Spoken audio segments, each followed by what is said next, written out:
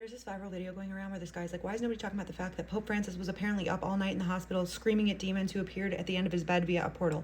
And you guys have been tagging me nonstop in that video. You know that this is right up my alley, but it took me like 10 seconds to look that video up in the news website that posted it and realize that it's a satirical news website. I'm not even going to post a screenshot because you guys can look it up yourself if you're curious, but I did get a story from someone who claimed that she was visited in a dream by demons who offered her the opportunity to sell her soul. And I will tell you, but as much as I don't like defending the Catholic Church, I feel like I can speak on the subject because I was raised going to a Catholic school in the Catholic Church, and I do believe in God still. I want to make that very clear. And I also believe in demons, maybe not the westernized ones, but I do believe this story. She's one of the rare people that said I could tag her, so her tag is going to be in the caption. Her name is Katie. Katie said when this took place, she was in like a rut in her life. She had just lost a job, could not find another one. She felt just kind of like hopeless. She said she's very into manifesting and she knows that words and thoughts have power. So she just said out loud, I want to do something incredible with my life because nothing was working out. She said right before she fell asleep, she said, please universe, just show me what to do. I will do anything. And then she fell asleep. Immediately when she closed her eyes, she felt like she was somewhere else. It was like lucid dreaming. She finds herself in this gorgeous garden bar. There's plants hanging. It's a stone bar. There's tons of people sitting around at these gorgeous wooden tables, but there's nobody that she knew. She walked up to the bar to order a drink. The bartender that comes to take her order is this gorgeous girl with long dark hair. She has a nose ring and some cute tattoos, and immediately they start chatting. The bartender was incredibly sweet. Katie mentions to her, like, I wish I could live here because she was aware that she was dreaming. Katie says, this place is amazing. Everybody seems so happy and full of life. I wish I could have a life like that. After she says this, the bartender gets very serious and straight-faced, and she says, you can have this if you want it. And Katie said her response shocked her, but she knew she was dreaming. She's like, I would love to. Like, what do I need to do? And the bartender tells her that all she needs to do is sign some paperwork. Katie's like, that's it? It's that simple? And the bartender's like, yeah, as soon as you sign this paperwork and you go back to your real life, everything will be better. It'll be different. You'll be just like the people here. And she excitedly runs behind the bar to grab this paperwork. After the bartender runs off to get this paperwork, Katie notices another bartender that was peeking at her from around a corner, and she was short with blonde hair. And after the first bartender runs away, this other bartender runs up to her with a sense of urgency and says, do not sign that form. This caught Katie off guard because she's like, why? She said she was feeling happy and full of life and excited for the future. And the second bartender with the blonde hair says, everything here is not what it seems. And she waves her hand and the entire environment changes. Suddenly, what was the clear sky goes dark and red, and all the people around her disappear. Everything around her seemed dark and damp, and the bar that she's leaning on starts disintegrating before her and turns to spiders. The first bartender starts making her way back, and she sees what's happening, and she starts rushing toward the second bartender. She looks angry, and all of a sudden, the second bartender, the blonde one, screams, you need to wake up now. Just as the first bartender gets to her, Katie screams, and she wakes up, and it's morning. She thinks to herself, that was a weird dream, and she looks down and realizes her entire body is covered in spider bites. Again, I'm tagging her. She said she's sharing this because she wants to know if anyone else has had a similar experience because she believes that she was being approached to sell her soul. She says she cannot emphasize enough how real it felt. She felt the breeze in the garden. She felt the spiders crawling all over her. But she ended her email by saying, or maybe I just have an overactive imagination. Let her know if you have comments and keep sending me your spooky, scary stories. I've got another vampire one coming today, and then I'll move on to other topics.